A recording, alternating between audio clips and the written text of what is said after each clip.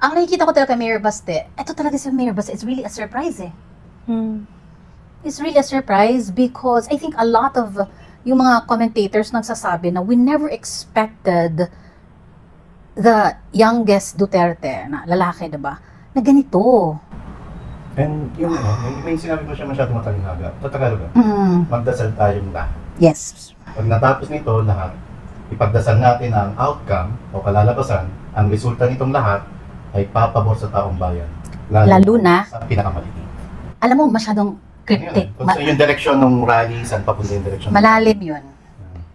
It's his soul speaking. Kaya hindi mo maiwasang ma-frustrate kasi parang itong bugoy-bugoy na to. Ay, hi Mayor. Itong bugoy-bugoy na to, ganito lang ang image. Ginajudge ng tao, pero kapag nagsalita ang lalim-lalim at alam mong kung i-challenge niya ang sarili niya, mas ma-outbest niya pa. Kasi nagsimula siya sa speech niya na sinabi niya, may krisis tayo ngayon sa ating bansa. Yung linya na binasa ni Rayon, opening niya yon. Yung linya binasa mo, towards the end na yun, patapos na siya, na sinabi niya, sana pag natapos itong lahat, ang ipagdasal natin, ang resulta nito ay yung papabor sa taong bayan. Very cryptic, di ba? Ibig sabihin na at the end of all these noise and chaos, turmoil, pagdasal natin na kung ano man ang kahinatnan, whichever the way goes, the path leads, papabor sa taong bayan. Basta ako, cryptic yon para sa akin. Ako, it's just a straightforward message for me. Masyadong maano yun. Ako, may nababasa kong something, may nalaliman. Parang may gusto siyang sabihin na hindi niya pa masabi. Read between the lines na lang tayo. Na parang masyadong malalim yung hugot na. Kasi kung tingin ko naman, I don't know, parang hindi ko siya nakikita na may pag-asa pa siya na yung mga nakaupo dyan na tinitira niya, magbabago pa. So, ano ibig sabihin ng linya na yun? Pero sa boses ng mamayang Pilipino, majority ng mamayang Pilipino, siguro baka magising pa rin yung sinuupo. Oh, di ba madalas naman magigising ka kapag huli na ang lahat para sa'yo? But Mayor Baste, really, I really see him. Sorry, VP Sara, kasi dati sinasabi talaga, VP Sara is her father's daughter. Ito talaga parang digong na digong. Pero nitong paglabas, ni Mayor Baste on the national stage, nakadalawa na siya ng public speeches, nakikita ko talaga si PRRD kay Mayor Baste. Hindi lang sa kanyang nuances, paano siya magsalita, yung mga poses, pati yung mga ganyan. Hindi lang sa ganun eh. Maski yung sa thought, 'di ba? Kung paano siya magsalita, yung words, pati sa substance, hindi lang sa style, pati sa substance, digong na digong talaga. Nakikita ko. So we're back in Manila. Yes. Mula sa Cebu! Sa Sugbo. So sorry po na medyo delayed itong aming reaction, pero dahil hiningi ninyo, hindi talaga namin palalampasin na mag-react talaga kami. So, hindi namin kinayang mag-live while there. Sa event na mismo Una may signal issue. Signal issue. Although nakapag-live when we were at the hotel. Nasa gilid. Yes. Tayo nasa gilid tayo. Medyo may distansya. Doon tayo nakilala ni Domino's Lace. Hello po. Shout out. What gives? Sino ba nagsalita? Si Mayor Baste, no? Pero bago yan, mag-react muna tayo dun sa sinasabi ng iba dyan na nilangaw. Ano pa bang yung gano'n? Tama yung sabi ni Miss Ma'am Joey De Vier na hindi po nilangaw ang Cebu, kundi inalitap-tap. Inalitap-tap. Grabe, kita nyo naman lalo nung nag-candlelight niya. Kasi nung una, umulan. Kaya yung tao nag-disperse at sumilong sa mga tents na nakalagay na doon. So, mga 7 yata nung umuulan, no? 7 or 7. Even before. Umuulan na. Alakas talaga ng ulan. Hindi ka sa mga Cebuano na nandun. Lalo yung mga nauna. Talagang sumilong lang, tapos hindi umalis. sila. Naghintay. Hanggang ating gabi, kung kailan natapos yung speech ni President. Grabe yung putik, guys. Grabe yung putik. Ang bigat na rin maglakad, no? Kawawa yung service na nagamit natin. Pero, in fairness po sa mga kasama ko, talagang naka-medyas lang kami pag-akit ng sakyan. Pero hindi makaabala dun sa Dapat natin pasalamatan pala yung organizers. May listahan ka dyan, may listahan ka? Yes! At may all-access pass. May all-access. Ito yung ginamit namin para makapasok Yes. sa venue. Ang overall chairman po ng hakbang ng may Sub. Cebu Leg. Si overall chairman, si Miss Cathy Cortez Maluya. Thank you. Hi, Thank Miss you po. Cathy. Congratulations. Yes. Ang galing ng pagkaka-organizer. Tapos, yung isa rin sa organizer, yung Coalition for Transparency, Bilistaan. Accountability, Peace and Security. Pinamumunuan po siya ni Attorney Irene Cabales. Ma'am, thank you, Attorney. Wow. Hindi po namin Thank kinamit, you. pero thank you overwhelmed po. Ang galing ng pagkaka-organize nyo. Kahit umulan, kahit maputik, talagang dinadaanan ng mga VIP. Walis ng walis yung Hindi sa... Karton. Ayan, karton na Walis. pinutol. Oo. Mano-mano, tapos alam naman natin ang edad ni President Duterte na syempre mahirap naman nung magkaroon pa ng aksidente. Pero ang galing na organizer. Mula sa production at pati yung pag-shepherd po ng mga dumarating na VVIP. Especially yung mga staff ni Cabsec June. June Evans. Yes. Hello po. Shout out! Cabsec. Team Cabsec. And yung law enforcement din na nagbantay, syempre. Thank you for keeping everyone secure. At sa lahat, lalo na nang pumunta, dumalo at nakaisa dun sa event. Thank you very much. Sino-sino mga VIP nakita niyo? Cabsec. Cabsec June. Cabsec June Evasco, we saw. Of course, Mayor Baste, we saw. And smell. Congressman. Mabango po talaga si Mayor Baste. Comment down below. Nauna lang si Miss Joey na nag-react. Oo, ang Miss bango Joey, niya talaga. tama. Siya yung tipong, parang yung hindi lang yung mabango na talagang dinetali ko na. Sabi ni Miss Joey. Na, Oo, mabango din. Hindi lang yung mabangong Hindi lang kulon. yung Miss Joey. Yung ano ba yung ganun? Ano siya eh, alam ko member siya ng Alpha Phi. Okay. Okay. Tapos ano siya talaga, yung parang parating bagong ligo. Ang bango niya talaga. Guys, marami na akong na-encounter mga artista, politiko, gano'n. Pero isa ito talaga sa pinakamabango, Mayor Baste. Si ano din, ewan ko kung pwedeng mabanggit eh. Wag na lang. Wag na. Wag na. Okay. Si Attorney Glenn Chong was there. Of course, a Si former... Congressman... Wag na, baka... Wag na. Okay. Baka ano. Okay. Pag-initan na naman. Of course, former ES Vic Rodriguez. Of course, yes. Kumanta. Talagang si Mayor Baste. Gumanon din si Mayor Baste. Ay, ito po nahablot namin sa Yes kasama po. niya. Nakahingi kami ng t-shirt. Ang nakalagay ay Filipinos We are not for sale. Because we are not Yes, for sale. definitely not. Nakita We saw Sen Bongo. Senator Bongo kasama si Ipe, si Ay, hindi ko nakita si Philip ano, Salvador, si Ipe. nandun. Si Sir Willie was there also. Oo, Na-interview pa natin. Attorney Harry Roque Attorney Harry and Roque. Sandra Cam. Si Sandra Cam na Kaibigan mo pala. kaibigan kami. Oh, kaibigan ko rin, matagal na, yes. Isa siya sa source ko dati ng mga pagkakas sa mga Yes. Wow. Cebu City Mayor Michael Rama and Yes. his wife, of course, his lovely wife. Former Congressman Jane Paras. Yes. Iparash. Paras. Yes. Former Sec Sal Panelo was also there. Yes. Ah, Ma'am Hanilet, we saw.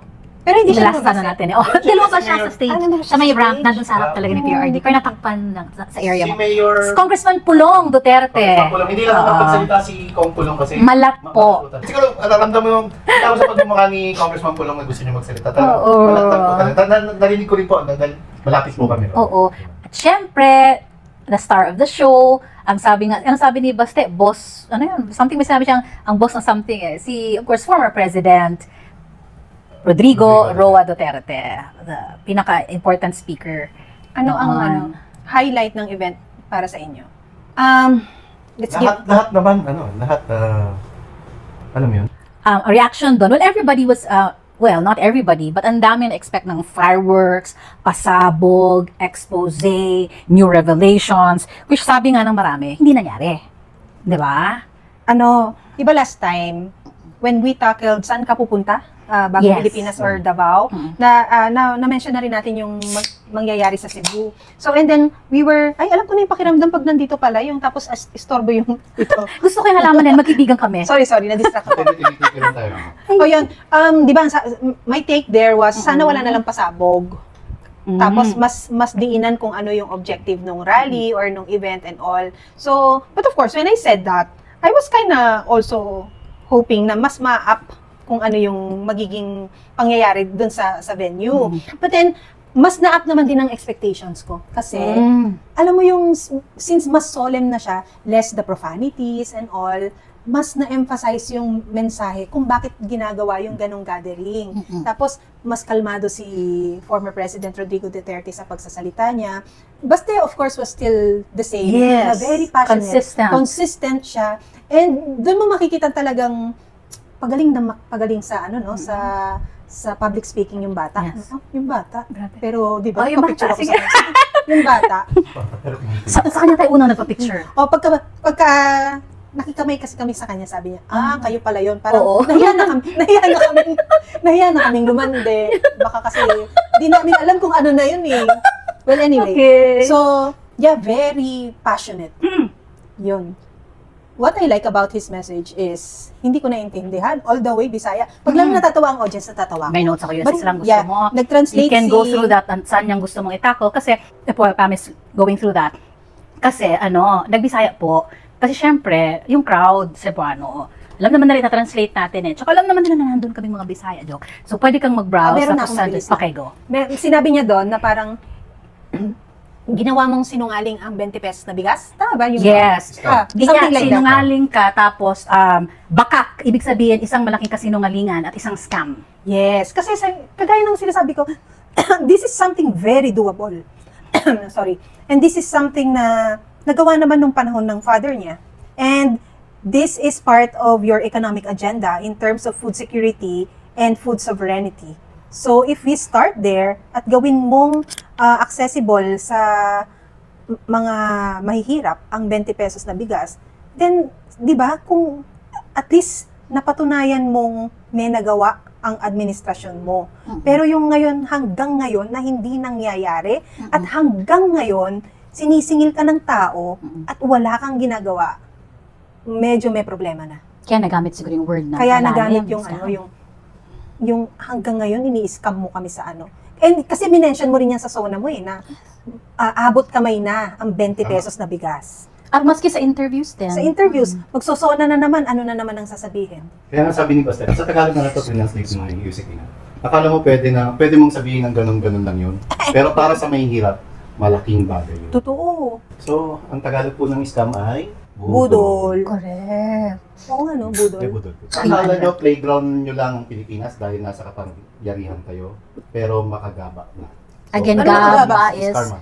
Karma. it's more of, ang karma kasi parang law of nature lang. Yung gaba is more of divine judgment, divine curse, galing sa Panginoon. Kinurse ka, oo. Kasi yung karma parang more of Hindu or something. Mirisi? Di ba ganun yung Hindi, sinabi Miris, sa atin? parang bebuti nga eh. Pero okay. pag sinabi mo talagang gaba, kumbaga yung Panginoon ang gagawa ng paraan para parusahan ka sa iyong pagkakasala at pagkakamali. Yun yung para sa amin ng mga Bisaya. Parang sinasabi niya ang context din, hindi pwede na gawing playground, laro-laruan Pwede lang, paglaruan ng ang mga ang Pilipinas at ang mga Pilipino.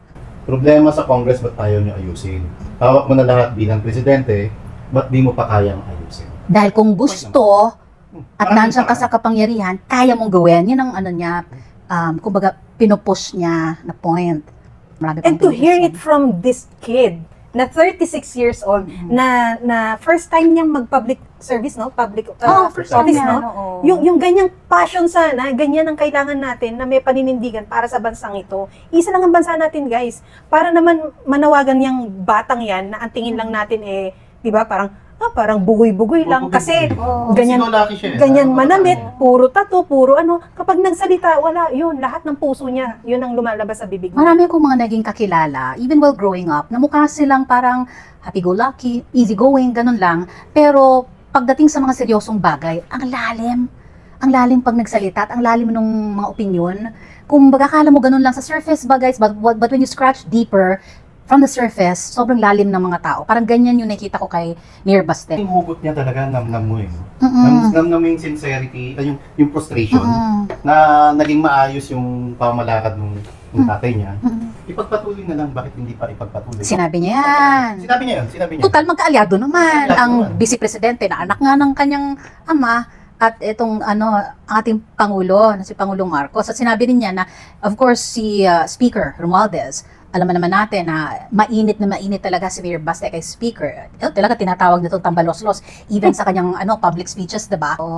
Sabi niya, humingi ka ng respeto kasi the Speaker issued, diba, statement na parang respect lang from the Davao, offshoot ng Davao event, diba, na masyado ding mainit si Mayor Baste doon. Sabi ni Mayor Baste, kung hingi ka rin lang ng respeto, tiyakin mo na karespe-respeto ka. Sinabi niya rin yun.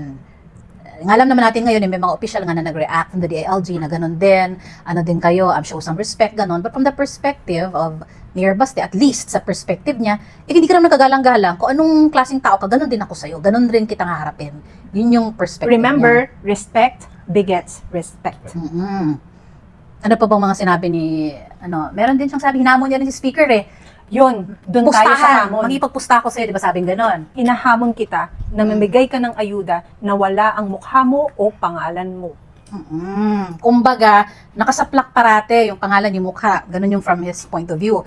Kung sincero ka, totoong gusto mong tumulong, hindi kailangan nandyan ng mukha mo or pangalan mo. Di ba? Magbigay ka ng ayuda na galing naman din sa buwis ng taong bayan, galing naman sa public funds, huwag mo nang ilagay dyan yung pangalan mo tsaka mukha mo. Yun si Mayor Baste. Ang nakikita ko talaga kay Mayor Baste, eto talaga si Mayor Baste, it's really a surprise It's really a surprise because I think a lot of yung mga commentators nagsasabi na we never expected the youngest Duterte, na lalaki, diba? Na ganito. And yung may sinabi ko siya masyadong matalinhaga. Sa Tagalog, magdasal tayong lahat. Yes. Pag natapos nito lahat, ipagdasal natin ang outcome o kalalabasan, ang resulta nitong lahat ay papabor sa taong bayan. Lalo na sa pinakamaliki. alam mo, masyadong cryptic. Kung saan yung direksyon ng rally, saan papunta yung direksyon? Malalim yun. It's his soul speaking. Kaya hindi mo maiwasang ma-frustrate kasi parang itong bugoy-bugoy na to. Hi Mayor. Mayor itong bugoy-bugoy na to, ganito lang ang image. Ginajudge ng tao, pero kapag nagsalita, ang lalim-lalim at alam mong kung i-challenge niya ang sarili niya, mas ma-outbest niya pa. Kasi nagsimula siya sa speech niya na sinabi niya, may krisis tayo ngayon sa ating bansa. Yung linya na binasa ni Zardon, opening niya yon. Yung linya binasa mo, towards the end na yun, patapos na siya, na sinabi niya, sana pag natapos itong lahat, ang ipagdasal natin, ang resulta nito ay yung papabor sa taong bayan. Very cryptic, di ba? Ibig sabihin na at the end of all these noise and chaos, turmoil, pagdasal natin na kung ano man ang kahinatnan, whichever the way goes, the path leads, papabor sa taong bayan. Basta ako, cryptic yon para sa akin. Ako, it's just a straightforward message for me. Masyadong yun. Ako, may nababasa ko something, may nalaliman. Parang may gusto siyang sabihin na hindi niya pa masabi. Read between the lines na lang tayo. Na parang masyadong malalim yung hugot na. Kasi kung tingin ko naman, I don't know, parang hindi ko siya nakikita na may pag-asa pa siya na yung mga nakaupo dyan na tinitira niya, magbabago pa. So, ano ibig sabihin ng linya na yun? Pero naman sa boses ng mamayang Pilipino, majority ng mamayang Pilipino, siguro baka magising pa rin yung pinaupo. Di ba madalas naman magigising ka kapag huli na ang lahat para sa'yo? But Mayor Baste, I really see him. Sorry, VP Sara, kasi dati sinasabi talaga, VP Sara is her father's daughter. Ito talaga parang digong na digong. Pero nitong paglabas, ni Mayor Baste on the national stage, nakadalawa na siya ng public speeches, nakikita ko talaga si PRRD kay Mayor Baste. Hindi lang sa kanyang nuances, paano siya magsalita, yung mga poses, pati yung mga ganyan. Hindi lang sa ganun maski yung sa thought, 'di ba? Kung paano siya magsalita, yung words, pati sa substance, hindi lang sa style, pati sa substance, digong na digong talaga, nakikita ko. At ramdam mo sa kanya mula sa puso yung niya. Yung sinasabi niya, mula sa sarili niya nararamdaman, yung lumalabas sa bibig niya. Very passionate na ma-achieve kung ano man yung pinaglalaban ngayon. Pati yung paggamit niya ng word na kabos, yung word kasi na kabos, yun yung mahirap sa atin, pero hindi lang siya yung simpleng mahirap. Pag ginamit mo na siya sa Bisaya, ibig sabihin, yun na talaga yung pinakamahirap, pinakadukha, kumbaga dukha. And that's what he uses napapansin ko, yun yung ginagamit niya. Kahit nung matatapos na siya sa speech, patapos na, pinasalamatan niya yung mga tao nandun. Yung sa crowd estimate, well, actually, ganun ka-humble yung organizer. Hindi sila nagyabang na ganito karami yung, pero sa tansya natin, mga 50,000. 30 to 50. So, ang sabi niya, salamat po, nagtyaga kay Rito. Salamat sa pakikinig. Salamat sa mga oras niyo. Linggo nga naman, Totoo. na nag-ukol sila ng oras. May pasok para kinabukasan. makinig, para ipakita yung suporta doon sa pinaglalaban ng Event na yun. Yung sa event na yun. Kasi sinabi niya, parang inulit niya yung sa last time, kasi nung nasa Davao siya, sinabi niya, kaya naman ako nagsalita, kasi napaka-privado kong tao. Alam naman natin yun, diba? Kaya naman ako nagsasalita, dahil ang dami ng vlogger na nagsasalita. Ayaw ko naman na sila lang yung nakikipaglaban. Sinabi niya sa Davao. This time, ending his speech, sinabi niya, kaya ako nakatayo dito, nagsasalita para sa inyo. May ganun siya. Oo. Tumayo ako para sa inyo. Para sa inyo. Kaya ako tumayo. Kumbaga, tumayo, tumindig, nanindigan, diba? Yun yung ano niya. So, ganun talaga si Mayor Baste. Bukod sa, yan, mabango. We proceed to the next. Yeah, we proceed to the Personality. next. I'll mention si Mayor Mike Rama. yes, Mayor Rama. Mayor Rama. Ang kala natin ang initial information, mauna magsalita si Mayor Mike Rama, then after that, alis na siya. No? Pero bumabad. Bumabad siya. Take note, wala doon yung ibang mga mayor sa Yes. Cebu. Yun nga, parang Oo. matapang yung paninindigang pinakita niya na kahit wala ang karamihan, nandito ako dahil siya rin naman ang unang nanawagan na Cebu is not for sale. Diba? Kaya, tapos yun nga ang una nating nakuhang informasyon na mag-o-opening lang siya, then aalis. But hindi eh. Hinantay Hanggang niya huli. matapos yung speech ni Natapos eh. And if you remember, PRRD said, nasan si, kasi nagbibisaya, nasan si Mayor Mike Rama? Umalis na ba? Oo, Di ba gumanon? oo. Tapos tumayo siya, sabi, hindi, nandito ako, nag-uno, sabi ni PRRD, kala ko, umalis ka na, nauna ka na. Sabi, hindi, nag-unong, niunong, jugunin mo. Ibig sabihin ng niunong in Tagalog is, kung baga, ano pa ba, in English, nag-stay until the end. Pag hindi ka iniwanan, sinamahan ka, dinamayan ka, tinabihan ka, hanggang sa matapos ka or something. Yun yung ibig sabihin, hanggang sa katapusan. Yan. Anong reaction nyo dun sa wala ang mga mayor nung gabing yun? At napabalitang imbitado nga sila somewhere here in Manila celebrating something else. Alam ko kahapon yung Mayor's League, pero hindi nung Sunday. Okay. Well, kung if ever man na talagang sinadya na lahat sila ay wala sa Cebu at that time, di ba sinadya talaga na alisin sila sa Cebu, hindi na rin ako magtataka. That's how politics goes. Ganun lang talaga yun. Di ba? It's very... If totoo yun, ha? If totoo yun. malaki ang mensahe ng ganun eh. Hindi sa mga mayor, kundi dun sa gumawa ng aksyong iyon para ma-extract niya yung mga mayors na yon sa lugar ng kaganapan. No? Because parang sinasama tayo. Yes, is there a psychology in that when the other party is always doing something to counter another person's act? No? Yeah. It's parang lagi silang nasa defense side. Kumbaga sa basketball, tama ba? Yes. Yung gano'n na. Anong iniiwasan ninyong maganap? Ano ang kinatatakot ninyong makita? Yung suporta ng tao bumuhos dito sa isa at sa inyo wala? Ganun ba? Pero kasi pag ganyan din, you can only do so much sa ganyan. Kasi hindi mo naman mahahatak ang buong kaisipan ng lahat ng tao.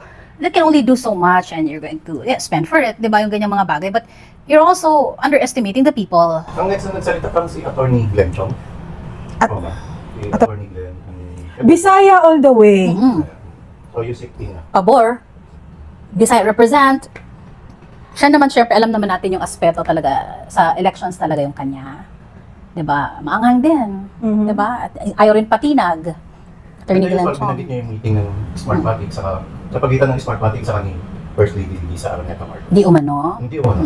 Allegedly. Sabi niya. Pinanindigan talaga niya ni Attorney Glenn Chong yan. Ako I think I want to hear this time around or sa next leg something new from Attorney Glenn Chong. Siguro mas mas malaman kung bakit niya ginagawa, hindi lang yung suportado naman natin siya sa expose na yon na merong ganong kaganapan siyang na-experience with the other personalities involved. Pero at least mas bago na maririnig at mapapakinggan. I think ganun siya eh.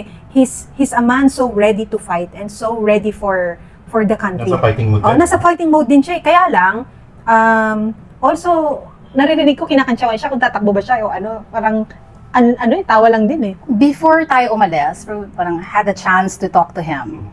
And yun na nga, precisely, parang he was asked about, what more can you say? Ano pa ba, diba, ganon?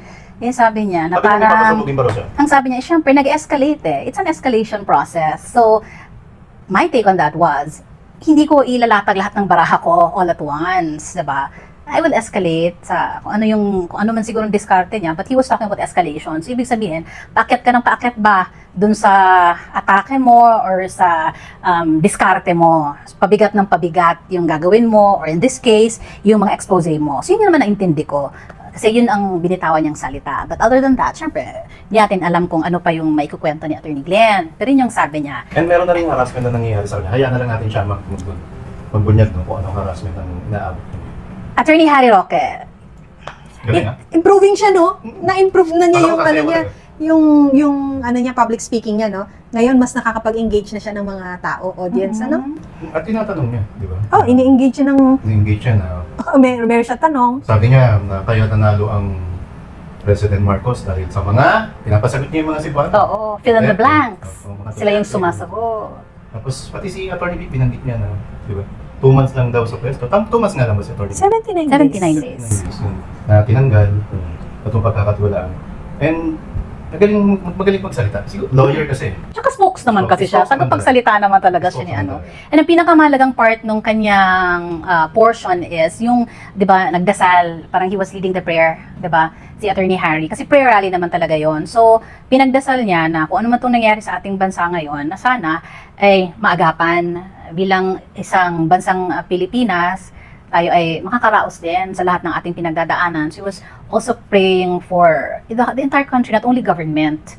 So, yun yung pinaka-nagustuhan ko sa speech ni Attorney Harry. Bukod doon sa syempre, mabibo talaga si Attorney Harry, very engaging, but yun, for the most serious part ng kanyang talumpate is nung hiniling niya na sabay-sabay na magdasal yung lahat ng dumalo. Next! Next! Attorney Vic na tayo. Nung kumanta si Atty. Vic, no? Yes, Grabe, Vic. goosebumps. Ang bayan ko'y tanging ikaw, Pilipinas kong mahal, ang puso ko at buhay mo sa iyo'y ibibigay, tungkulin ko'y pagkampanan na lagi kang paglingkuran, ang ayaw mo'y babantayan, Pilipinas kong hirap. Hindi po kami nag-usap at nag-practice. Impromptu po yun. Grabe yun. Kaya din kasi nung tinawag siya, tumayo yung mama, hawak yung mikropono. Sabi ko, bakit kaya Tahimik pa siya eh. Kaya parang ano kaya ito na blanco na. Ako nga nag-worry ako doon sa gilid, parang, hala. Tapos gumanon. Oo. Diba? Tinaas yung Sabay- kanang sabay kamay. kanta. Wow. Tapos, nung kumanta siya, sumabay. Sumabay yung mga Tumaas, tao. nagtaas din ng kamay. Sila Mayor Baste, yung mga participants, hanggang natapos yung kanta. Umamin kayo, pati kayo, tumaas din.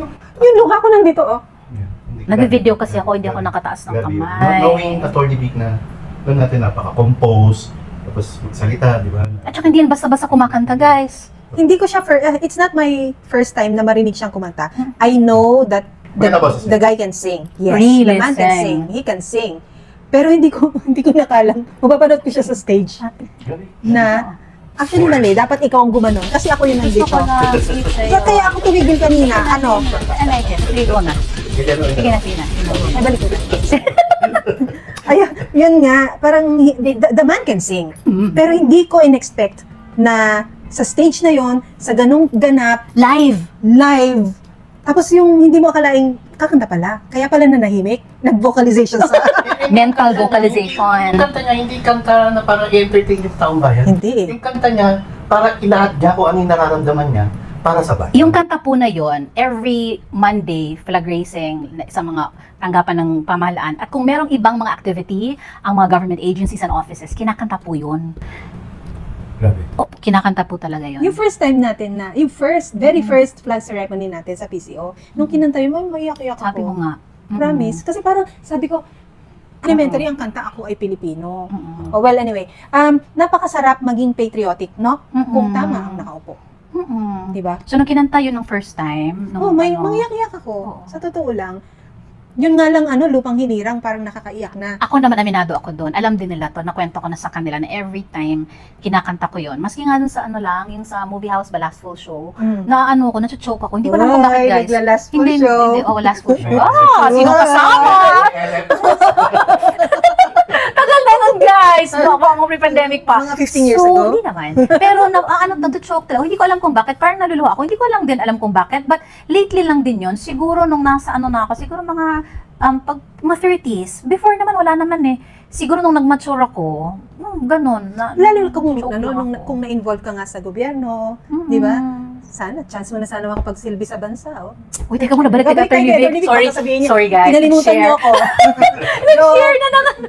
Joke Sige, lang po. go ahead pa. Yun, at first nag-worry ako ba't tahimik, Oo. tapos biglang, ba't nagtaas ng kamay? Tapos biglang kumanta, and then nakita mo si Mayor Baste, kumakanta din, nakataas din May ng kamay, video nga ako kumakanta. eh. And then you see the people also singing along, Totoo. parang, Iba talaga. Yung mensahe niya nandun na sa kanta. Parang nakakapanindig balahibo yung together na kumanta, Oo. no? Oo.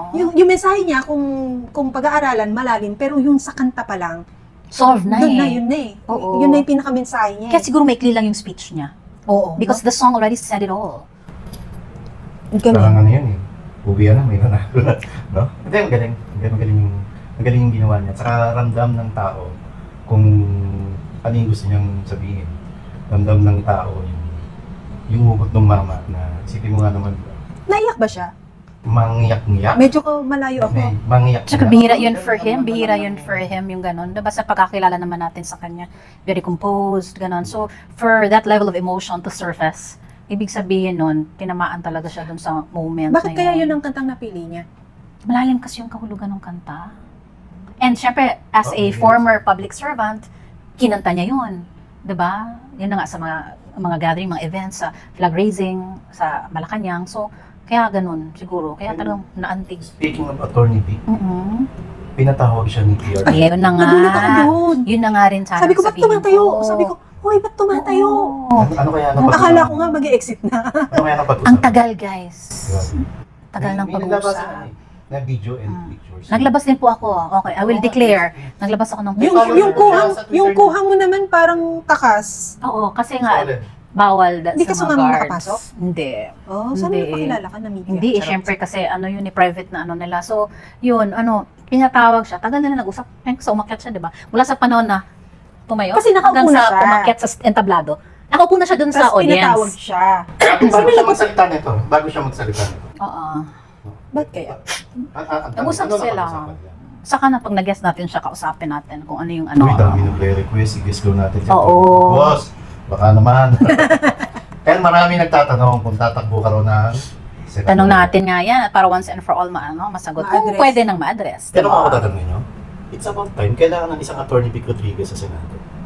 Kasi tingnan sa sa composition ngayon ng mga senador, pag pumasok doon ng isang attorney Vic Rodriguez na Former executive secretary. alam natin. na- Lawyer. Straight. Straight. Man of integrity. At alam mong patriotic na mama, di ba? Sobra. Mahalang bansa. Sana tumakbo at sana mismo ang Pangulong Duterte ang magtaas ng kamay sa akin. Ako, nasabi ko na rin kanina to nung nagla-live tayo, diba, na during the campaign period, he was speaking on behalf of someone. Yeah. But aminin na natin, na marami, maski panahon ng kampanya, yung mga kalaban ng Pangulo sinasabi, yan si Attorney Vic, nagsasalita siya, hindi naman yan mga thoughts ni, ideas ni BBM, siya na yan Attorney Vic. nagsasalita bilang siya. So, sino ba talaga dito ang totoong kandidato? May mga ganon. May mga ganon lumalabas. Di ba kasi siya yung sumasagot? Bira magpa-interview si BBM, ganon-ganon. So now, ako tingin ko, it's about time na for him to speak for himself, di ba? To lay down his idea sa taong bayan na siya na mismo, yung hindi on behalf of or kinakatawan lang ang isa pang tao. Kaya ano din Okay. kaya lahat, almost, yung mga bash sa kanya is parang ambisyoso, na gustong tumakbo, gustong ganyan. Kasi, first time magsalita nung mama na para sa sarili niya, hindi nakasanayan ng tao. Mas madalas para on behalf of Ina or Marlon or Pam, siya ang nagsasalita. Pero nung iniwan niya yung taong nire-represent niya, at ganun pa rin siya magsalita, it means to say, kanya yun, siya yun. Eh yung taong iniwan niya, nag-deteriorate ba yung quality ng messaging o mas nag-improve? Or naging consistent ba? Or naging Di- inconsistent diba? na? Diba? Tinanggal mo yung mikropono mo. Tapos anong nangyari sa'yo ngayon? Mapapansin naman din yan ng tao kung ano yung difference. Kung ano ka lang talaga, kung obserban mo, makikita mo naman talaga din. Pagbigyan nyo, yung mga taong halimbawa gustong, let's say, may pangarap o may calling, wag nyong i-judge muna ng i-judge. Kailangan natin ngayon, parang mga bagong mukha. Sabi yan ng isang kaibigan mo media, tumawag. Sabi niya, parang aga naman. Parang nangangapas. Sabi ko naman aga. Issue-based, di ba? Kung damdamin mo yung sinasabi ni Atty. Vic sa mga interview niya, kung tama ba, o may saysay, o kung may laman, di ba? Kung tumakbo, internet sa kanya, nung tinanong siya, boss, tatakbo ka ba? Umiti lang. Di ba? Wala siyang sariling kalimutan mo natin yung politika, hanggang may ambisyon siya politika. Huwag mo natin siyang tingnan gano'n. Tingnan mo natin siya sa mga sinasabi niya. Kung may punto ba o wala. At saka parang nabanggit niya rin yan na parang let us not distract ourselves Yes. from the issues at hand. Kasi yung mga ganyan na tatakbo ka ba o hindi, that is not the point. Lalo na ngayon na ganito nga yung pinagdadaanan natin. Lalo na ngayon na may grupo na nga itong Hakbang ng Maisog na talagang tumatayo para pigilan na maisakatuparan itong ginanap na People's Initiative na kinwestiyon na ng maraming mga sektor. So let's not muddle the issue, let's not distract ourselves from the real issue. Ito yung issue hindi to sa pansarili, hindi to tungkol sa akin, sa'yo, ganun. Pero ano yung issue? Pero mapapansin mo na rin, dahil nga nalalabasan na itong mga personalidad na ito, hindi mo rin naman yung mayaalis sa taong bayan, di ba, na kung may magka-comment, talagang lalabas at lalabas yung ganito, na, sana tumakbo po kayo, Mr. Ganito, attorney ganito, sana po tumakbo po kayo. Hindi rin natin ipagkakait sa taong bayan yan. Kasi karapatan rin nila yan kung nakitaan nila ng potensyal itong mga naglalabasan na nga ng mga personalidad at mga naninindigan ng mga personalidad. So only time will tell. But yes, there is that clamor. We can see it even dun sa mga iba sa mga comments sa mga vlogs natin. May ganon na lumalabas. Walang problema dun sa dun sa taong nananawagan na ganyang tao ang gusto naming mamuno ng bansa. Walang problema. Pero yung mga taong wala pa man ng iyong kumakapag-side comment na ganito, ganyan. Hanggat hindi po pera ng bansa ang winawaldas ng isang individual na may hangarin para sa ating bansa, medyo hinay-hinay tayo sa mga atake natin. Marami dyan, pera ninyo, pera ng taxpayers, pera ng bansa ang winawaldas. Doon po tayo mag-audit, doon po tayo tumingin, at doon tayo manita. At alam natin kung sino yan. At ako magtatanong ko, eto tatanong ko, ba't ka tumakbo? Ba't ka nandyan? Wala ka namang palang karapatan na nandyan ka dahil ang puso mo wala naman sa taong bayan. Masya na tatanungin ko. Diba? Ganyan ang tanong ko. Pero kung may magtatayo na ngayon ng grupo na Attorney Vic Rodriguez for Senator Movement, umpisahan nyo, no? Tama ko yan. Tama ko sa Sama ka? Sama ka? Iwan mo kami? Tama ko sa Kasama rin kami. Okay. Yeah. Next one. Next one. Of course. Yes. Punta na tayo sa pinaka mabigat na tagapagsalita nung gabing yon. Man of the hour, former President Rodrigo Roa Duterte. Maraming nagtaka. Bakit yung inaasahan nilang pasabog? Hindi wala nangyari. nangyaring pasabog? Anong take mo? Ako kasi, ang tingin ko, wag mo nang subukan na maintindihan si Pangulong Duterte, how his mind works, how he operates, because you will never understand PRRD. Itong tao po na ito ay napakalalim. Itong tao po na ito ay kumbaga 10 steps if not 20 steps ahead from most of us. And he is really unreadable. And I'm very consistent sa pagsasabi nito. Sa previous vlog natin, even nung kinakover ko siya, even nung Davao mayor pa siya at reporter ako, sinasabi ko talaga, mahirap basahin si Digong Kasi hindi lang ang dapat mong pakinggan yung sinasabi niya, kundi pati yung hindi niya sinasabi. Things that are unspoken. So ako yung sa speech niya, I know, diba, na-translate ko naman ng buo, pero hindi ako na magdudwell doon, hindi ko na siya i-dissect or whatever, because the intentions of PRRD will not be manifested sa kanyang sasabihin. Ganun lang talaga. And last point pala, sorry. Also, itong napansin ko sa kanya, para gara ba siya ba, no? Gara. Kung unsay gusto ni mga buhaton niya, dili niya ihatag nimo. Para kung yan ang gusto mong marinig sa kanya, hindi niya ibibigay yan sa'yo. 'Di ba? Kasi may sarili akong pacing, may sarili akong timing. Kung may clamor na ganito ganyan, the more na hindi niya ibibigay, you withhold niya. Napansin ko yan sa kanya before. So maybe in this instance, ganun yung nangyari. Kumbaga, masisiraan ka ng ulo kung gusto mo siyang maintindihan. Hindi mo talaga siya maintindihan. His intentions, I mean, it's difficult to read him. Sa message niya, mas may diin this time around na he's not against Chacha. He's pro Chacha as long as hindi beneficiary ang incumbent. Yun, very clear yun. Hindi to clear nung una sa Davao. But this time around, since nakapag-reassess, nakapag-recalibrate ng moves and messaging and things na mas dapat, yung mas maipaparating mo sa tao, mas naipaliwanag kung para saan itong gathering na ginagawa na from Davao, nag-Cebu, then next, and where else we know, di ba? Mas gusto ko yon at parang listen to me. Mas alam ko, mas nakakatanda ako, mas malapit ako sa tao, ito rin ang boses ng tao. Diba? At saka tama, kung gagalawin mo, hindi dapat ikaw ang magbe-benefit. yung mga susunod na henerasyon ng leaders, yes. Diba? Mas makikita yung sinseridad mo as the leader of the country na kung may ginalaw ka, hindi yung para mag-benefit ka from it. No? Dapat. Yun yung pinaka gusto ko sa mensahe niya. At may singit ko lang ha. Alam mo, nakikita mo siya sa stage, nakikita mo yung anak niya, nandyan sa harap, kahit niloloko niya na puro tato. Yung ganun, di ba? Yung preso na pinaakyat nyo. Yung parang, mas magaling na magsalita. Sa tent pa lang daw, yun ang sinasabi niya. Sino ba yung maingay sa stage? Na si Basti yung maingay sa stage na parang kita mo tong loko-lokong to. Parang ganun eh. Hindi po ako verbatim din nagsasalita. Parang itong loko-lokong, based lang sa kwento, itong loko-lokong to, ang galing na magsalita. Sabi niya ganyan. Parang, pababain niyo na nga yan. Sabi niya, yung susunod na, yung ganun. Sabi, akala niya nasa Davao pa siya. Sabi niya, akala niya nasa Davao siya. Wala siya sa Davao.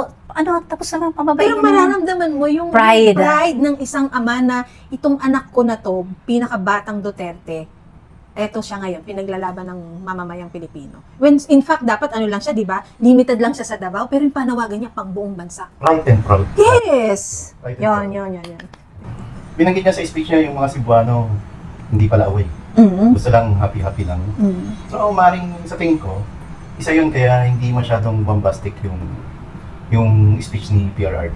Pero, wala siyang patibong na pagka may ginawa kayong hindi kaaya-aya sa sinusulong na charter change, merong kikilos na puwersa para tutulan ito.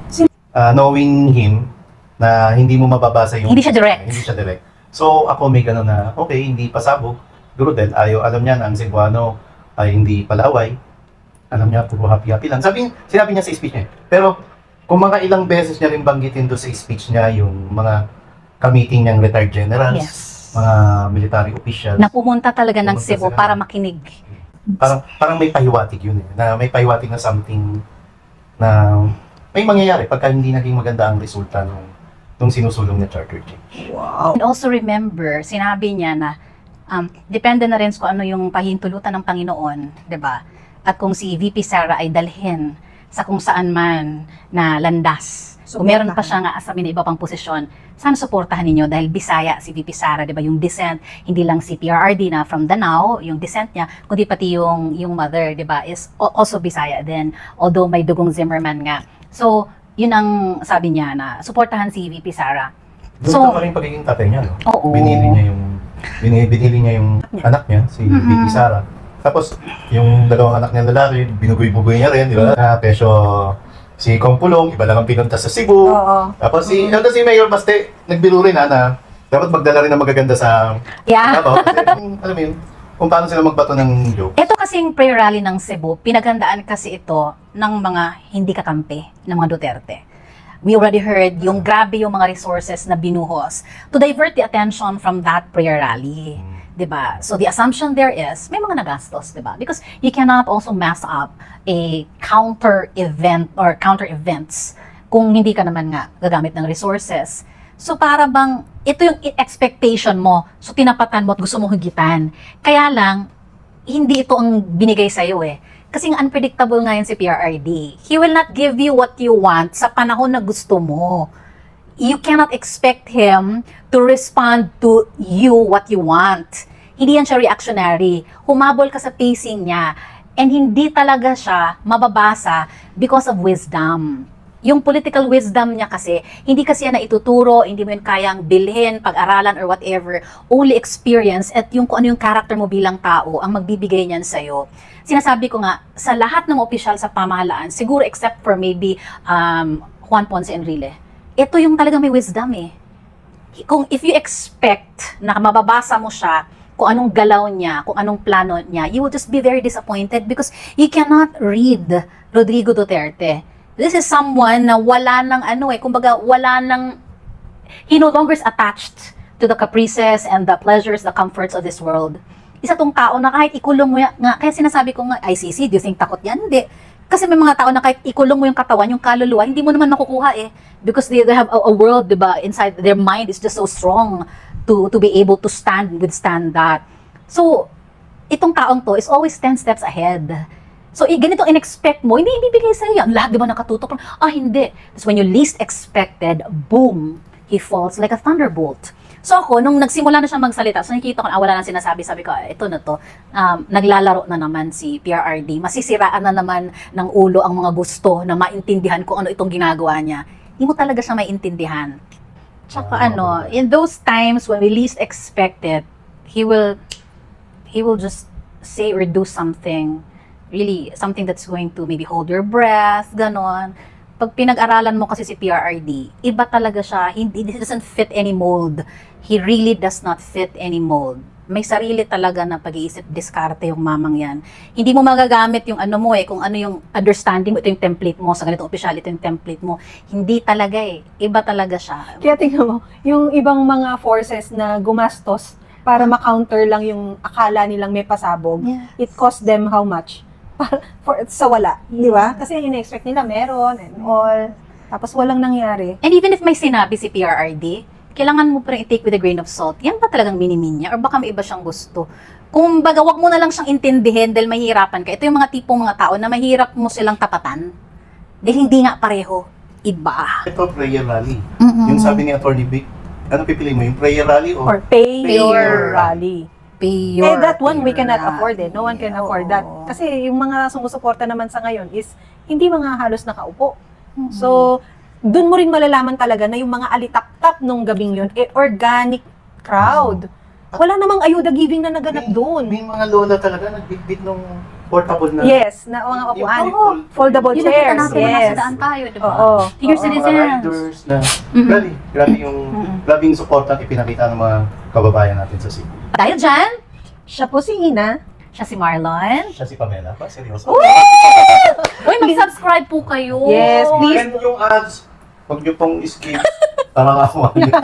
Thank you sa mga nag-subscribe na. Maraming salamat. At sa mga nag-share. At saka yung mga team replay. May ganun pala. Yung replay lang ng replay. Nakakataba ng puso yung mga comments na ang sarap niyong pakinggan, ang ibang klase, ang atake niyo sa issues and all. Maraming salamat po. Sa mga followers ni Miss Maharlika, sa mga vlogger, ng followers din ni Ma'am Joey, ni Ma'am Sas, and sino pang mga vlogger. Thank you. Salamat sa pagtsatsaga niyo sa amin. At sana may kapulutan kayo kahit kaunti man lang. Pati yung team live, pag nagla-live tayo, Team nandyan live. sila.